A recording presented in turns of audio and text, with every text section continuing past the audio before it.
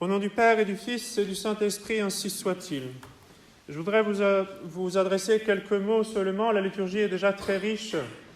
J'ai choisi de prendre comme, trame de fond de mon petit sermon une parole que j'ai prise d'un Répond des ténèbres du Jeudi Saint. L'Office reprend beaucoup de paroles de notre Seigneur, parfois des prophéties, et puis parfois des choses qui nous sont transmises par la tradition, qui ne sont pas forcément peut-être mot à mot trouvées dans l'Évangile, mais qui expriment vraiment bien ce que notre Seigneur pensait et ce qui se passait.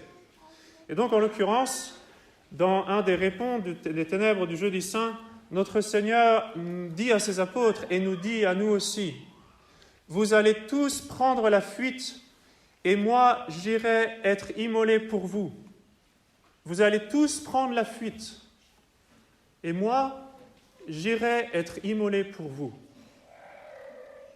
Contemplons ce soir notre doux Sauveur, notre Dieu si bon, qui s'est fait homme pour sauver ces pauvres créatures rebelles. Et alors que, petit à petit, la tension avec les scribes et les pharisiens devenait toujours plus forte, notre Seigneur, qui n'avait pas encore décidé de se donner, son heure n'était pas venue, s'échappait. Mais notre Seigneur avait ressuscité Lazare, ça c'était la goutte d'eau de trop, et donc il avait été décidé de, tôt ou tard, mettre à mort notre Seigneur. C'était difficile, parce que c'était la période des fêtes de Pâques, il y avait beaucoup de monde, on réfléchissait, on se disait, ça va faire un tumulte, il vaut mieux attendre une occasion, peut-être après Pâques. C'était sans compter sur Judas, qui vint offrir une très belle opportunité. Un des plus proches disciples, choisi pour être apôtre, arrive et propose ses services aux ennemis du Christ. Il va pouvoir leur dire, quand notre Seigneur est un endroit un peu isolé, comme ça on peut aller l'arrêter sans craindre un tumulte, sans craindre que la foule soit en émoi. Donc cette opportunité, c'est Judas qui l'offre. Et c'est pour ça que notre Seigneur envoie Saint Pierre et Saint Jean préparer la Pâque d'une façon assez mystérieuse. Il leur dit, vous verrez quelqu'un, il faut le suivre, etc. Puis après vous allez demander, il va vous montrer une salle, etc. Il ne leur donne pas l'adresse directement, disons.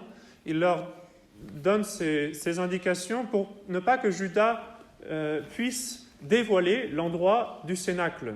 Il ne le savait pas à l'avance. Et donc, pour permettre à ce qu'ait lieu l'institution de la Sainte Eucharistie sans problème. Donc notre Seigneur, quand il le voulait, évidemment, pouvait faire en sorte d'échapper à ses ennemis. Ce n'était pas un problème. Et pour être sûr de pouvoir nous donner le Saint-Sacrement, effectivement, c'est ce que notre Seigneur a fait. Ce n'était pas encore le moment. Et on voit notre Seigneur à la dernière scène, alors qu'il est trahi, alors qu'il est vendu, notre Seigneur si bon, si tendre, il laisse épancher son sacré cœur. La pensée de la trahison le trouble et il s'en ouvre à ses apôtres. Mais en dehors de cela, au Cénacle, il est assez serein. Il va à sa passion avec désir, avec détermination. Il enseigne ses apôtres dans des pages magnifiques. Il s'ouvre à ses apôtres. Il épanche son cœur. Il tâche de les réconforter. Et même, parfois, il leur dit gentiment, ça va mal se passer pour vous, vous n'allez pas être très héroïque. Saint Pierre, vous savez, lui fait des belles promesses. Et notre Seigneur, avec beaucoup de bonté, lui dit gentiment, vous allez me trahir, vous allez me renier 3 fois. Il lui dit le plus gentiment possible pour essayer, justement, pour le ramener. Pour que Saint Pierre, après avoir renié notre Seigneur, quand il croise le regard avec notre Seigneur, puisse se souvenir de cette prophétie, de la bonté, qu'il se rende compte que notre Seigneur savait. Vous allez tous prendre la fuite, et moi j'irai être immolé pour vous. Là, à ce moment-là, Saint Pierre certainement a été frappé de cette bonté de notre Seigneur qui, quand il faisait les plus grandes promesses d'aller mourir pour lui, notre Seigneur savait très bien. Il lui avait dit gentiment.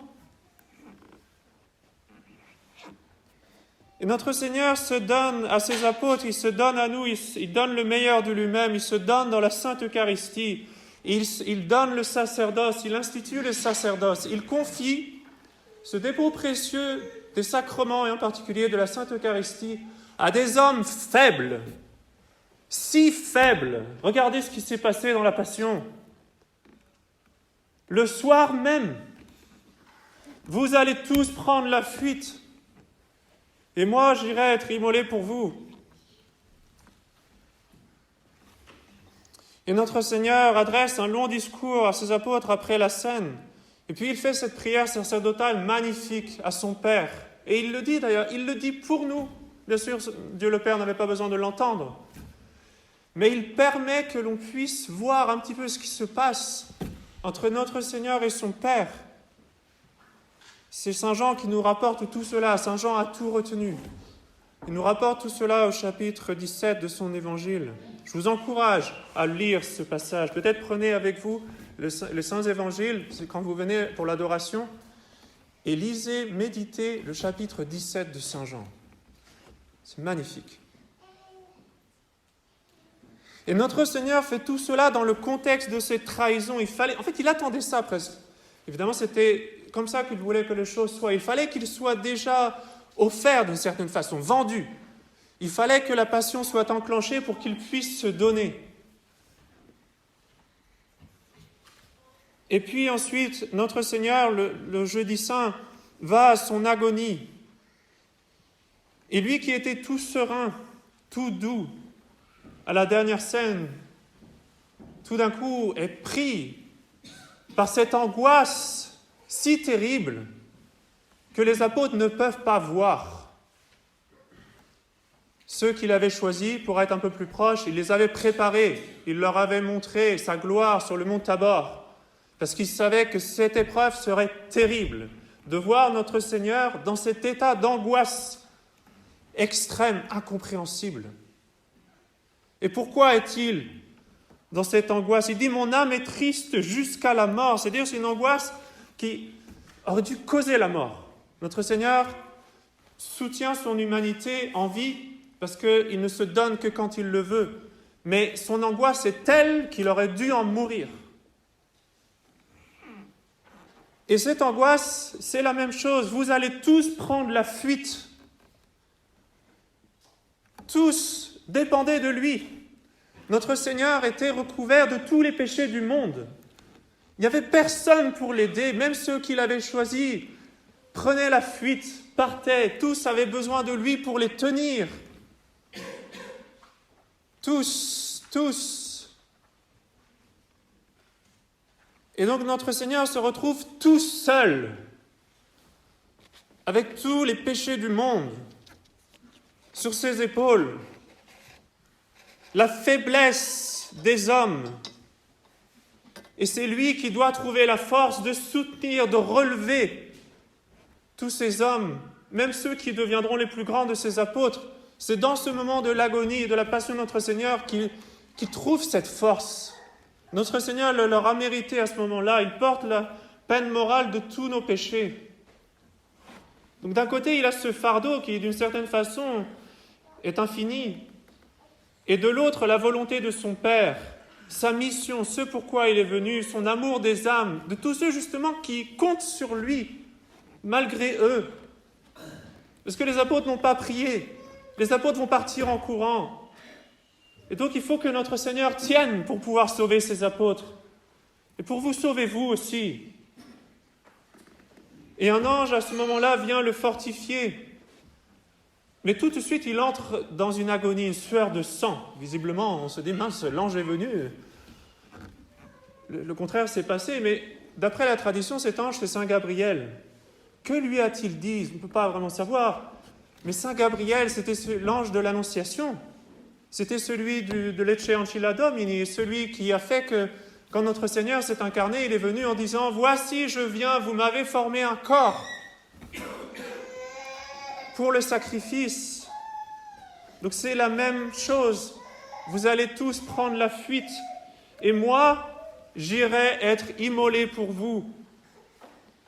Et quand notre Seigneur trouve la force de se relever pour se donner, il dit même aux soldats qui viennent, laissez les apôtres, ils sont trop faibles, les apôtres. Si on les arrête maintenant, ça va très mal se passer. Laissez-les. Notre Seigneur prend tout sur lui.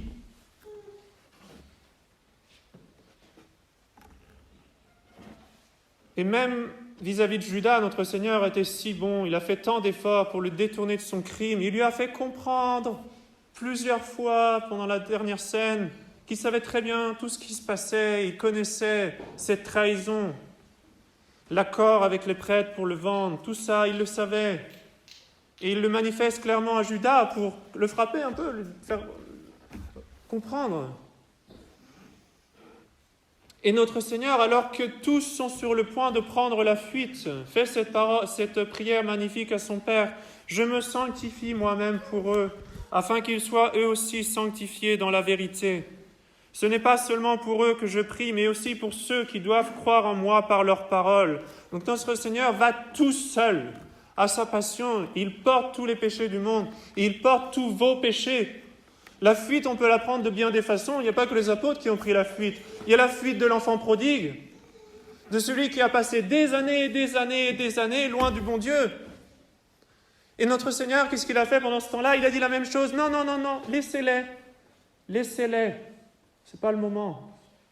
Le bon pasteur, il va tout seul. Laissez-les, ils prennent la fuite. Ils reviendront plus tard. C'est ce qu'il avait dit à Saint Pierre, tu ne peux pas venir avec moi maintenant, tu viendras avec moi plus tard. Notre Seigneur est patient. Et c'est les fuites aussi des autres apôtres, ou même des chrétiens fidèles peut-être, mais qui ont des moments de fuite, des moments où ils se laissent aller, des moments où ils tombent dans le péché. Combien de fuites! À chaque fois que vous partez en fuite, notre Seigneur est tout seul.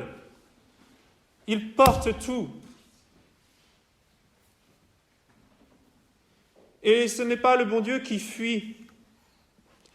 Il y a un principe de théologie très, très beau que saint Thomas nous donne, qui est que Dieu ne part que dans la mesure où c'est l'homme qui s'en va, ou qui le chasse. C'est l'homme qui prend la fuite.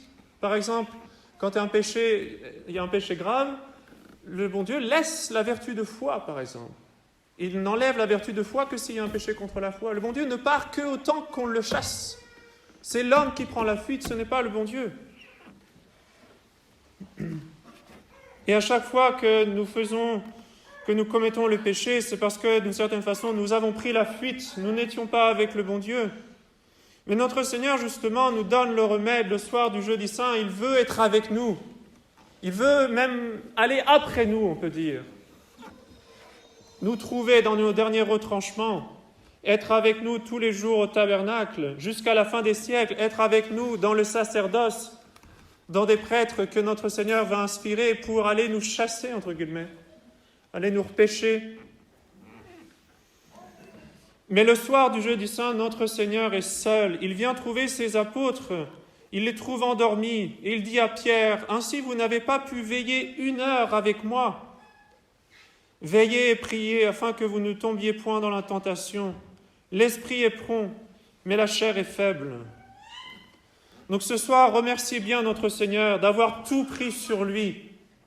Dans les moments où vous êtes en fuite, notre Seigneur, lui, se laisse prendre, il se laisse capturer. Les apôtres fuient, lui se laisse prendre. Vous allez tous prendre la fuite, et moi, j'irai être immolé pour vous. Au nom du Père et du Fils et du Saint-Esprit, ainsi soit-il.